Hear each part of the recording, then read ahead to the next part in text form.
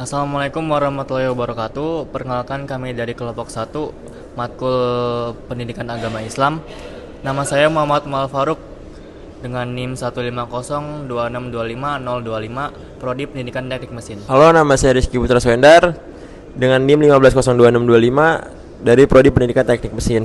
Perkenalkan, nama saya Nindya Aptab Sari Putri dengan NIM 15036250098 dari Prodi Pendidikan Teknik Bangunan. Perkenalkan, nama saya Aisyah Rahel Rania dengan NIM 15004625074 dari Pendidikan Kesejahteraan Keluarga. Perkenalkan, nama saya Lina Urifajwa dengan NIM 15046251111 dari Prodi Pendidikan Kesejahteraan Keluarga. Setiap hari, kita dibanjiri oleh ratusan informasi dan berita. Ada yang benar dan ada yang salah.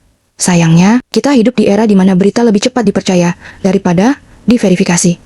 Dan sebuah cerita lebih cepat dihakimi daripada dipahami. Di balik layar kaca gawai, informasi datang begitu cepat. Tanpa sadar, kita seringkali begitu mudah melontarkan asumsi tanpa beban, menjadikan penderitaan orang lain sebagai bahan obrolan. Namun, sadarkah kita, di balik setiap rumor yang beredar, ada seseorang yang sedang menahan napas, ada tangis yang disembunyikan, ada ketakutan yang mengurung. Pernahkah kita sejenak berhenti dan berpikir bagaimana rasanya menjadi mereka yang terperangkap di dalam lingkaran tragedi itu? Menjadi orang-orang terdekat yang ikut memikul beban luka, kebingungan mencari keadilan, dan harus berjuang melawan stigma dunia.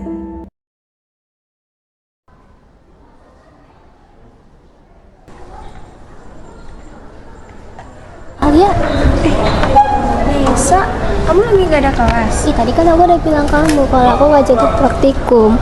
Emang iya, kamu ada chat aku? Iya, aku ngechat kamu. Tuh, chat aku cuma dibilang sama kamu. Enggak Nisa, aku kayaknya akhir-akhir emang lagi banyak pikiran aja deh. Iya, pasti kamu mikirin laprak ya, sampai nggak tidur, begadang terus, sampai nangis, mata kamu sebab. Enggak, bukan itu. Aku tuh mau cerita, tapi aku takut. Takut kenapa? Itu loh, teman aku, Nadia, dia itu udah 2 minggu ini nggak masuk. Aku chat dia juga nggak dibalas. Aku mau samperin ke rumahnya, tapi aku nggak tahu di mana. Kamu tahu nggak sih di fakultas kita ada kasus pelecehan? Tapi aku nggak tahu pelaku dan korbannya itu disensor. Aku cuma takut kalau itu dia. Iya, astagfirullah, Alia, kamu jangan ngomong kayak gitu. Mending kita pernikahan dia langsung. Apa kita samperin ke rumahnya ya? Boleh? Kamu tahu rumahnya di mana? Nggak tahu. Tanya siapa ya? Fikri, kan dia teman SMA-nya aja, kali aja tahu. Oh iya, boleh.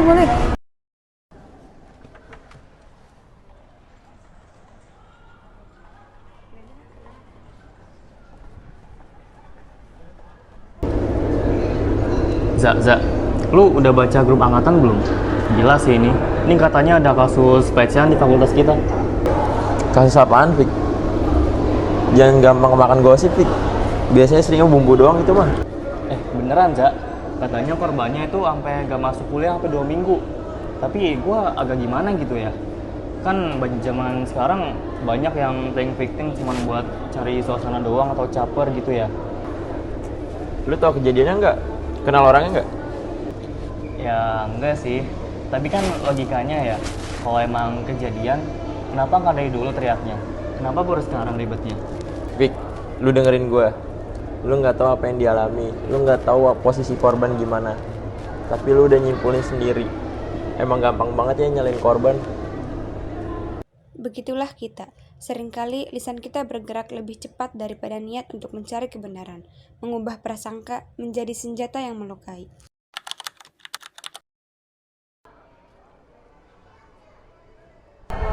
Fik, lu tahu rumahnya Nadia nggak? Tahu? Kenapa emang? Lah, lu kan mukanya suka sama dia. Masa nggak tahu sih?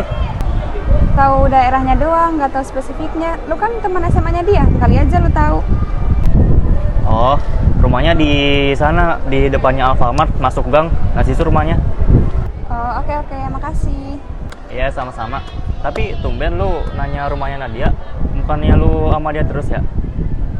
Kok sekarang sama Nisa? Nadia kemana?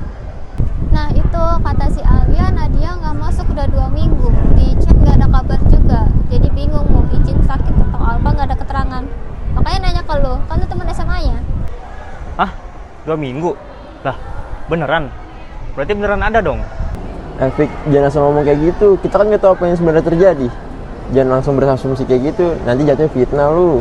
Dalam Islam, Kita memiliki sebuah prinsip emas bernama tabayun. Hai orang-orang yang beriman, jika datang kepadamu orang fasik membawa suatu berita, maka periksalah dengan teliti, agar kamu tidak menimpakan suatu musibah kepada suatu kaum tanpa mengetahui keadaannya.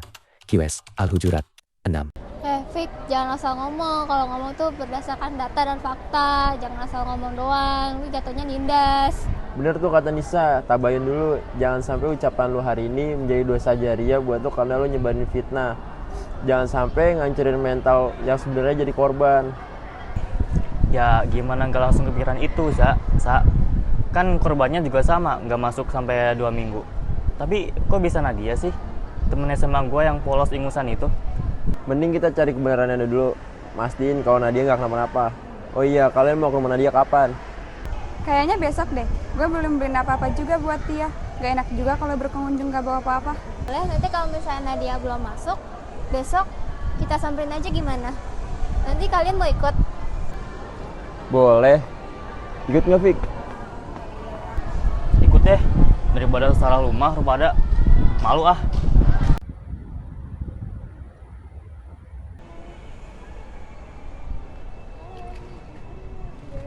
Nadia, kamu kemana aja? Iya, aku kangen banget tahu sama kamu. Aku nggak apa-apa kok. Kamu kenapa, Nadia? Iya, aku nyiapin mental aku buat ketemu orang-orang. Kamu kenapa? Aku nggak cerita sama aku. Aku merasa gagal banget gak sih jadi perempuan? Kok kamu ngomongnya gitu? Ada apa, Nadia? Iya, aku lagi viral saat itu. Ya, aku korbannya.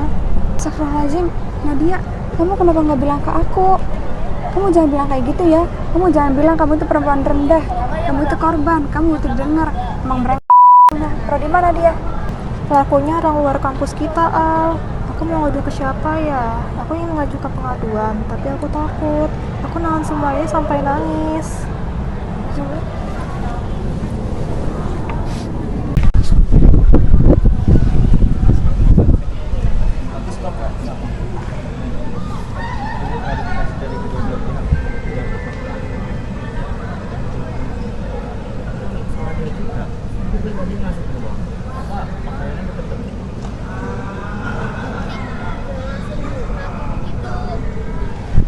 Udah cukup, kalian tuh nggak tahu apa-apa.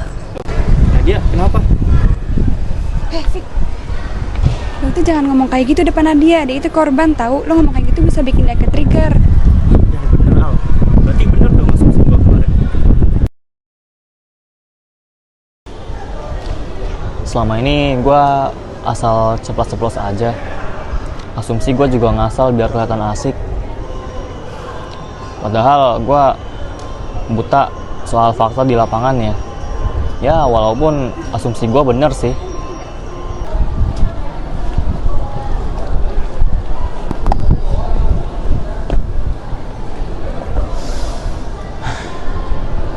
Gue minta maaf. Gue bener-bener gak mikir sejauh itu. Gue janji kedepannya gue bakal lebih menjaga ucapan gue. Mantap. Kritis boleh, tapi kemanusiaan tetap di atas segalanya. Islam mengajarkan kita untuk menjaga kehormatan manusia, sekecil apapun jabatannya, selemah apapun statusnya. Islam menuntut kita untuk empati, untuk merasakan bagaimana yang korban rasakan. Islam mewajibkan keadilan, dan keadilan itu dapat ditegakkan dengan kebenaran, bukan sekedar asumsi semata. Islam melarang kita berucap tanpa ilmu. Maka dari itu lebih baik diam daripada tidak bisa berkata baik. Islam menjadikan tabayun sebagai tameng, agar kita tidak menjadi pelaku zalim secara tidak kita sadari. Jangan terburu-buru menghakimi. Jangan mudah menyebarkan sebelum terbukti. Cari fakta dari sumber yang terpercaya. Dampingi dan lindungi mereka. Dan dengarkan setiap keluh kesah dengan hati yang penuh empati. Karena sejatinya, keadilan bukan hanya tugas pengadilan. Keadilan juga hadir dalam cara kita memandang, merespon, dan memperlakukan sesama manusia di sekitar kita. Karena di balik setiap cerita, ada luka yang belum tentu kita pahami, terutama bagi mereka yang sedang berjuang memikul luka yang tak selalu terlihat.